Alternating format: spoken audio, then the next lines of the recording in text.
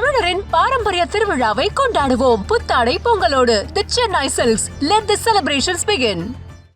வந்திருக்கிற அனைவருக்கும் மாலை வணக்கம். முக்கியமாக press, social media, television channels, என்னோட டார்லிங் குஷ்பு, என்னோட இன்னொரு டார்லிங் விஜய் ஆண்டனி, சுந்தர் சார், எல்லோருக்கும் வணக்கம்.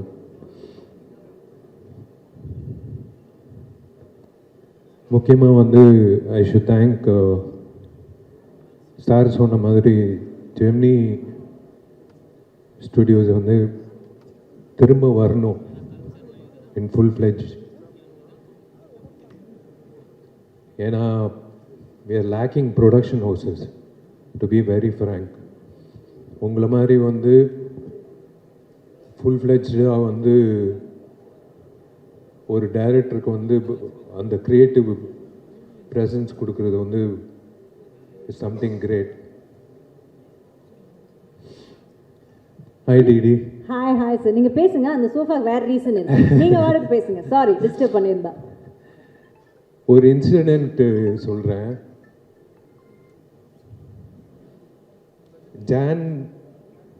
ஜான்வரியில் இந்த வருஷம் பெஸ்ட் ஆக்டர் அவார்டு கிடைக்குதோ இல்லையோ, எனக்கு பெஸ்ட்டு சிங்கர் அவார்டு கிடைக்கும்னு நினைக்கிறேன்.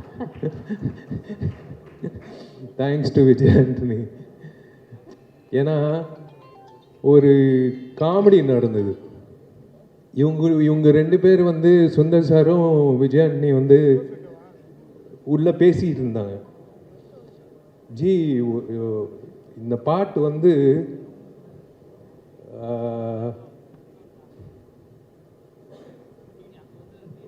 ஒரு சிங்கர் பாடணும், அந்த சிங்கர் வித்தியாசமாக இருக்கணும், ஆனால் இனிமே பாடவே கூடாது வாழ்க்கையில் அப்படின்னு சொல்லும் போது நான் டோர் ஓப்பன் பண்ணி பாருறேன், இவர் தான் பாடுறாரு அப்படின்னு சொன்னாங்க.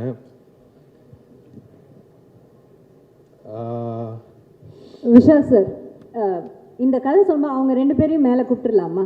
நீங்கள் என்ன நினைக்கிறீங்க? Why don't we sit down and have a chat about this? Please வாங்க. இது ஒரு உட்கார்ந்து கேட்க வேண்டிய கதை.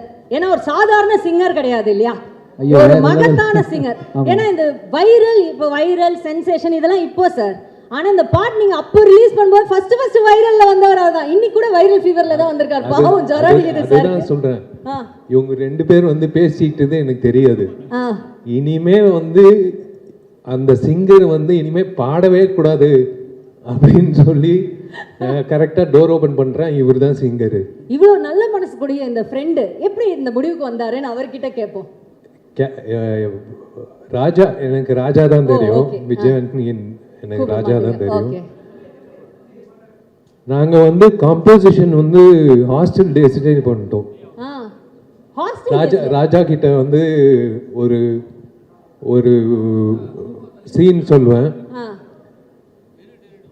ராஜா கம்போஸ் பண்ணுவாப்ல. ரொம்ப கஷ்டப்பட்டு வந்திருக்காப்ல, சாதாரண விஷயம் இல்லை, ரொம்ப கஷ்டப்பட்டு வந்திருக்காப்ல. But I had a feeling that he is going to make it. ஏன்னா அந்த talent it was like unbelievable. அந்த டைம்ல, காலேஜ் டைம்ல, the variation he used to give in music.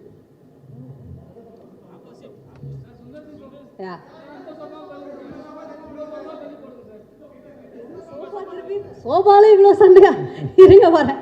Okay, Sundar C சாரை கொஞ்சம் டர்ன் பண்ண சொல்லணுமா? ஓகேவா? இன்னும் பக்கத்தில் போடுவீங்களா? பக்கத்தில் அவங்களுக்கு ஒரே ஃப்ரேமில் 3 பேர் வரணும், அந்த மாதிரி சேர்த்து போடுவேன். ஓகே சார், நன்றி. ஓகே, ஸோ விஷால் சார் சொன்ன மாதிரி அவர் சின்ன வயசுலேயே இந்த மாதிரி ஹாஸ்டல் டேஸ்லேயே இப்படி தானே அவர் கதை சொல்றது, நடிக்கணும், இதுதான் ஆர்வம். ரொம்ப அப்போ எனக்கு நடிப்பு டைரக்ஷன் தான்.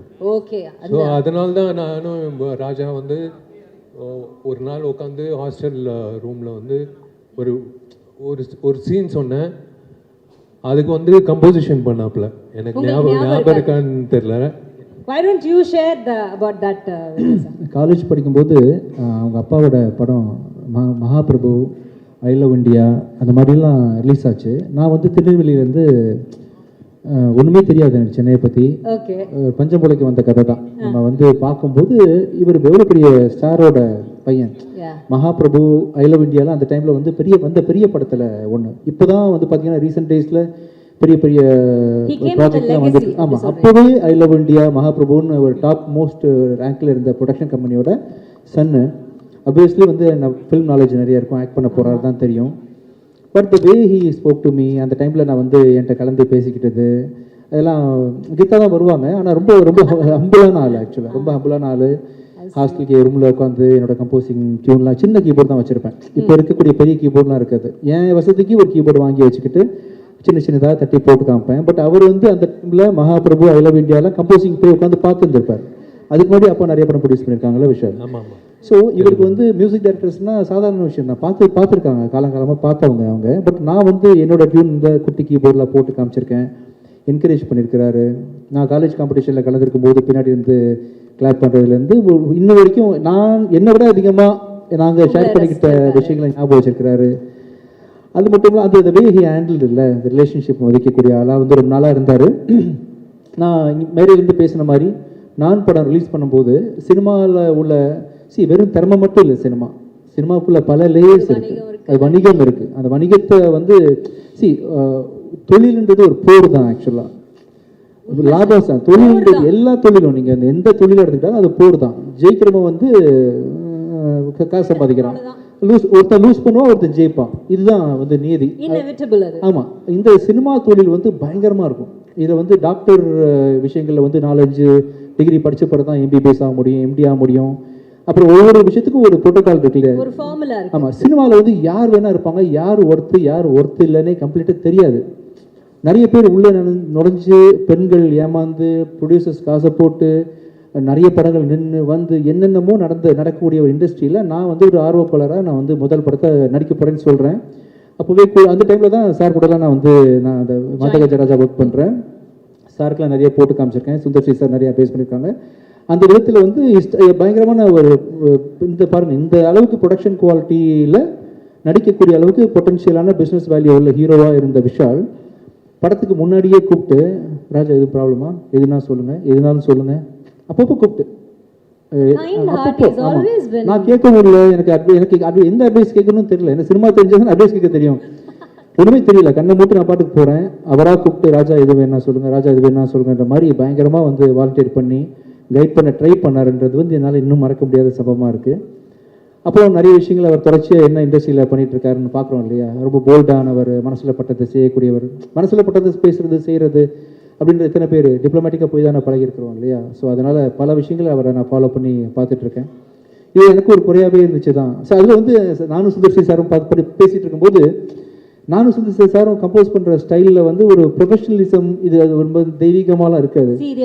சார் ஏதாவது ஒரு கிறுக்குத்தனமாக பண்ணுமே சார், ஏதாவது ஒன்று சார், இன்னும் கேவலமாக ஏதாவது சொல்லுங்கள் சார் தப்பா நிற்காதீங்க லிரிக்ஸ். உண்மை. ஆமாம், ரொம்ப இயல்பாக வந்து காமெடி ஏதாவது சொல்லுங்கள் சார் ஈக்குவலாக சொல்லுவாங்க. இந்த படத்தில் ஆமாம் பயங்கரமா லிரிக்ஸில் வந்து நிறைய ஐடியாஸ் கொடுப்பாங்க சார். வந்து ஓப்பனிங் லைன்ஸ் வந்து பிரபு தேவா சார் கூட உட்காரும்போது கொடுத்துருக்காங்க அவங்க. நான் ஒர்க் பண்ண எல்லா டைரக்டர்ஸில் வந்து ரொம்ப ஓப்பனிங் லைன் கொடுத்து பாட்டு ஹிட் ஆக்குறதுக்கான எனக்கு ஈக்குவல் வேவ் லென்த்தில் இந்த மக்காயெல்லாம் பண்ணோம் இல்லையா, அந்த ஸ்டைலில் வந்து இந்த சிக்கு புக்கு ஸ்டைலு பாட்டு எல்லாம் தொம்பைக்கு தொம்ப நானே வந்து உல்டாவாக்கு பண்ணுற ஆள் இல்லை, இன்னும் உல்டா அப்படி போகிற மாதிரி சார் வந்து வரி வரியாக எழுதி கொடுத்து பண்ணிகிட்டு இருக்கும்போது ஏதாவது ஒன்று பண்ணி ஆகணுமே, எல்லாரும் திரும்பி பார்க்குற மாதிரி அப்படின்னா சார் எல்லாமே பாட்டுன்னா முறையாக தானே சார் பாடுவாங்க. ரொம்ப அதே கர்நாடிக் சிங்கர்ஸு, கர்நாடிக் வித்வான்கள்லாம் இதை பார்த்து வந்து தலைவலியில் என்னடா ஆச்சுன்னு சொல்லி மண்டை வெடிச்சு சாகணும். அப்படி ஒரு சாங் கம்போஸ் பண்ணுவோம் சார் அப்படின்னோடனே சரி இசைக்கு இப்படி ஒரு சோதனை, இசைக்கு ஒரு சோதனை மண்டை வெடிச்சு சாகணும். உண்மையில தான் இது கர்நாடிக் படிச்சவன் இதை கேட்டா அவன் வந்து கொலவெறியில வந்து என்ன வந்து கொன்றுணும். கர்நாடிக் படிச்சவன் கார் ஏத்தி கொல்லணும் இந்த மாதிரி வெறி கூட இருந்திருக்காங்க. அப்படி ஒரு சாங் கம்போஸ் பண்ணணும். ஆனா விஜய் சினிமாவில் கூட அப்படி ஒரு டைமிங் கிடைக்காது. ஏன்னா கவுண்டமணி எல்லாம் வந்து டயலாக் பஞ்ச் டெலிவரி டைமிங் சொல்லுவாங்களா, அதை விட டைமிங் என்னன்னா நானும் அவர் விஜய் பேசிட்டு இருக்கோம். இந்த வாய்ஸ் ஆனது இதுக்கு முன்னாடி ஒரு கொடுமையான வாய்ஸ். இதுக்கு முன்னாடி யாரும் இந்த வாய்ஸை கேட்டிருக்க கூடாது. இந்த வாய்ஸ் இதுக்கு முன்னாடி எதுவும் பாடிருக்க கூடாது. இனிமேல் லைஃப்ல இதுக்கப்புறம் பாடவே கூடாது. அப்படி ஒரு வாய்ஸ் வேணும். எங்க பிடிக்கிறதுக்கு போது டக்கு டக்குன்னு கதை தோறது விஷால் என்ட்ரி. சார் சாங் ரெடியா? ஆனா அந்த வீடியோலயும் அது இருக்கும்ல சார். ஆமா. ஆனா என்னன்னா ஒரே அட் அ டைம் நானும் விஜய் ஒருத்தங்க பார்த்துட்டோம். 2 பேர் மைண்ட் ஸ்ட்ரைக் ஆச்சு, வாய்ஸ் கிடைச்சிருச்சு. ரொம்ப சிறப்பாக இருந்துச்சு அவரோட என்ட்ரியும் அவர் பாடினதும். சிங்கிள் டேக் ஆர்டிஸ்ட் கேள்விப்பட்டிருக்கீங்களா? அதே மாதிரி சிங்கிள் டேக்ல பாடுற சிங்கர். ஆமா, என்ன சொதப்புன்னு முடிவு பண்ணிட்டோம். ஒருவேளை செகண்ட் டேக் போகும்போது நம்ம பெர்ஃபெக்ட்டா பாட்டா ஓகே பெர்ஃபெக்ட்டா பாட்டா தப்பாயிரும் இல்லையா? என்ன சார் சொல்றீங்க? அதனால வந்து அதுல ஒரு ஹைலைட் நீங்க நம்ப மாட்டீங்க. அந்த சாங் வீடியோலயே வரும் ஒரு ஐட்டம் வரும், ஒரு ஐட்டம் வரும். அது உண்மையாவே இவரு போட்டு ஆலாபனா இவரே சார் இங்க ஒரு ஐட்டம் போட்டாரோ நாங்க ஷாக்கு வெளியில. என்ன பெரிய ஐட்டம்காரரா இருப்பாரு. அதாவது நிலா காயத்துல ஜானகி அம்மா போட்ட ஐட்டத்தை விட ஒரு பிரமாதமா ஒரு சங்கதியை போட்டாரு. அதனால வந்து மறக்க முடியாத ஒரு சாங் தான். அந்த சாங் இப்ப நம்ம தட்டி திரும்ப எழுப்பி கொண்டு வந்திருக்கோம். கண்டிப்பா அது வந்த டைம்ல பயங்கர வைரல் ஆச்சு. அப்போ உங்களுக்கு பயங்கரமான என்ன சொல்றது கால்ஸ் எல்லாம் வந்திருக்குமே உங்க ஃப்ரெண்ட்ஸ் கிட்ட இருந்தெல்லாம். யாராவது உங்களை பயங்கரமா ஏதாவது நீங்க ஒன்று எதிர்பார்த்தீங்களே இந்த பாட்டு வந்தோடனே எல்லாரும் டென்ஷன் ஆகணும்னு, அப்படி டென்ஷன் ஆகி உங்களை திட்டினது யாராவது ஞாபகம் இருக்கா உங்களுக்கு? இல்லை, எங்க வீட்லயே வந்து எதுக்கு இந்த விஷ பரீட்சை பண்ற அப்படின்னு கேட்டாங்க. மை டியர் லவ்வர் அப்படின்னு பாடும்போது இந்த பாட்டுக்கு நீங்க தான் சார் லிரிக் ரைட்டர் ஆக்சுவலா. இந்த பாட்டு பாவிஜய். ஆனா இன்னொரு இதுல ஒரு விஷயம் சொல்லாத ரகசியம். இந்த பாட்டெல்லாம் பாடி உண்மையாவே நாங்களும் எதிர்பார்க்கல, ரொம்ப நல்லா வந்துருச்சு. அப்போ வைரல் ஆயிடுச்சு. ஆனா அதுல என்ன ஒரு விசேஷம்னா விஷால் தன்னை உண்மையாவே சீரியஸா பாடகர் நினைச்சுக்கிட்டாரு. இன்னும் அவர் நினைச்சுக்கிட்டு இப்ப நேத்து கூட சொன்னாரு, சார் கண்டிப்பா பாருங்க ரிலீஸ் ஆனா பாட்டுக்கு ஒரு அவார்டு கொடுப்பாங்க அப்படின்ட்டு. சரி, இப்படி உங்களை இல்ல அந்த சாங் வந்து மேக்கிங் எக்ஸ்ட்ராடினரியா இருக்கும். It's a climax song. அது இப்போ காட்ட முடியாது சுந்தர் சார் சொன்னாரு. பட் இட்ஸ் அது என்ன சொல்றது, என்னையே நான் பெருமையா சொல்லிக்க கூடாது. சொல்லுங்க சார், எங்களுக்கு தேவை. எங்களோட ஆளெல்லாம் பாருங்க, அங்க ஒவ்வொரு அங்கிளும் எப்படி வெயிட் பண்ணிட்டு இருக்காருன்னு. சீனியர் அங்கிள்ஸ் எல்லாம் வெயிட் பண்ணிட்டு இருக்காங்க நீங்க சொல்றதுக்காக தான். பெருமையா சொல்லுங்க, பரவாயில்ல சொல்லுங்க. நம்பிக்கை ராஜாக்கும் சுந்தர் சாருக்கு நம்பிக்கை. அந்த மைக்கை பிடிச்சி இவன் என்ன பாட போறான் அப்படின்ட்டு. சரி ஓகே, கிடைச்ச வாய்ப்பு எதுக்கு மிஸ் பண்ணணும், அதுவும் ட்ரை பண்ணலான்னு அப்படின்னு சொல்லிட்டு இப்போ.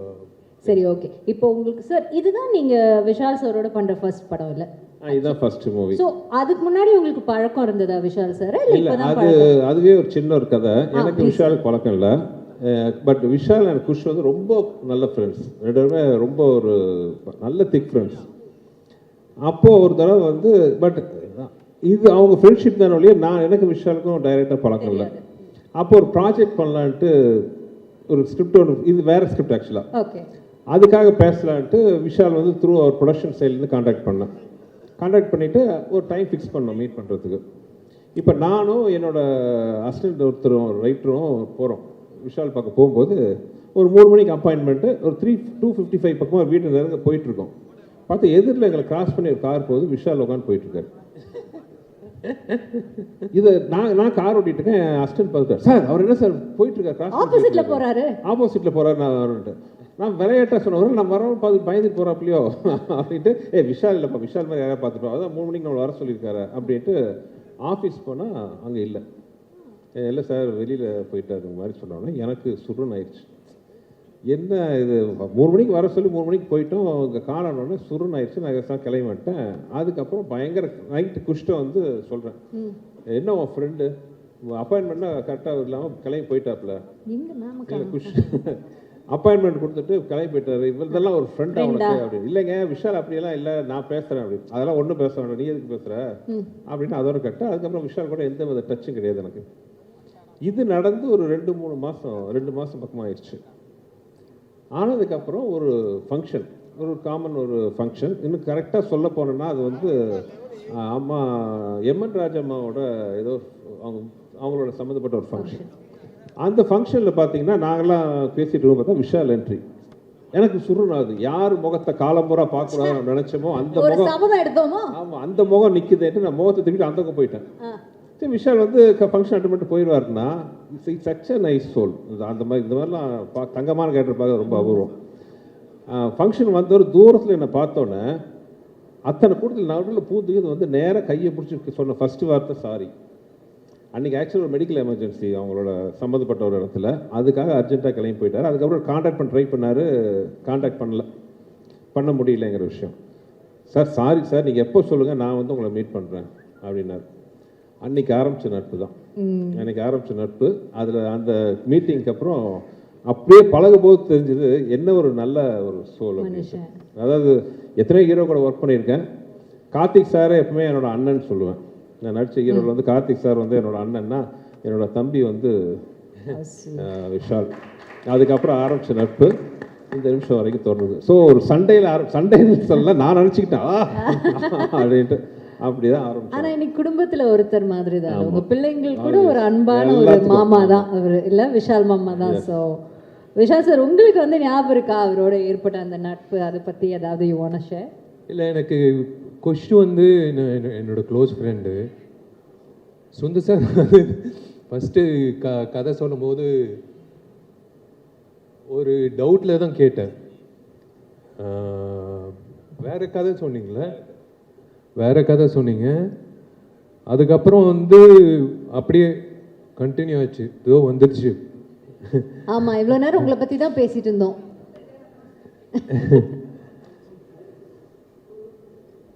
It is a bonding. I deserve to be part of that family. எனக்கு அந்த ரெண்டு பொண்ணுங்களும் பிடிக்கும், குஷும் பிடிக்கும், சுந்தர் சாரும் பிடிக்கும். I feel that I'm part of the family. Definitely you are. Yeah. And that's such a nice feeling, right? Yeah. They're always there. எப்பவுமே வந்து பாசிட்டிவாக ஃபோன் பண்ணி கேட்பாங்க, என்ன பண்ணுற, என்ன பேசுகிற. குஷ் வந்து நான் இழுத்துட்டேன் நடிகர் சங்கத்துக்கு. குஷ் நீ வரணும், நடிகர் சங்கத்துக்கு வரணும். சரி, ஓகே, வந்துடுறேன். அண்ட் அவங்க ஐ திங்க் யூனோ யார் சொன்னால் இன்னைக்கு கூட for example is running a very high fever, but யாருக்காகவும் வந்திருக்க மாட்டார் ஐ டவுட். பட் சுந்தர் சார்னா I think he is come like really high fever is running. Thank you so much for that. And இப்போ வந்துட்டு அதுக்கப்புறம் உங்களுக்கு இது ஒரு படம் பண்ணி முடிச்சாச்சு. பட் சார் வந்துட்டு எப்போவுமே வந்து பார்த்தீங்கன்னா அவர் வந்து ஒரு 40 நாள் ஷூட்டிங்னா 40 நாளில் ஷூட்டிங் முடிஞ்சிடும். 39 நாள் 38 நாளில் கூட முடிய வாய்ப்பு இருக்கே தவிர 41க்கு மட்டும் அது போனதாக சரித்திரமே கிடையாது. அதுக்கப்புறம் இவ்வளோதான் போஸ்ட் ப்ரொடக்ஷன். அதுக்கப்புறம் இந்த டேட் ரிலீஸ்னால் சாருக்கு ரிலீஸ் ஆகும். அப்படி அவரோட கெரியரில் ஐ திங்க் அவர் மிஸ் பண்ண ஒரே ஒரு படம் இதுதான். மக்களுக்கு எல்லாருமே, அவரோட ரசிகர்கள் எல்லாருமே இது ஒன்று மட்டும் மிஸ் ஆயிடுச்சு. ஏன்னா அந்த time you know what we remember, MGR பயங்கர காமெடியாக இருக்கும். ஐயோ அந்த கிளைமேக்ஸ்க்கு முன்னாடி ஐயோ பயங்கர காமெடியாக இருக்கும். ஒரு 15 மினிட்ஸ் இருக்கு ஒரு சீக்வன்ஸு. நான், சந்தானம், ராஜேந்திரன், மனோபாலா சார். அது ஹேட்ஸ் ஆஃப் டு இல்லை, அவரோட கிரியேட்டிவிட்டிக்கு ஹேட்ஸ் ஆஃப் டு. அது வந்து கண்டிப்பாக வந்து 100% வந்து எல்லாரும் சிரிச்சுட்டு வெளில வருவாங்க. Extraordinary comedy. அது சொல்லக்கூடாது, பட்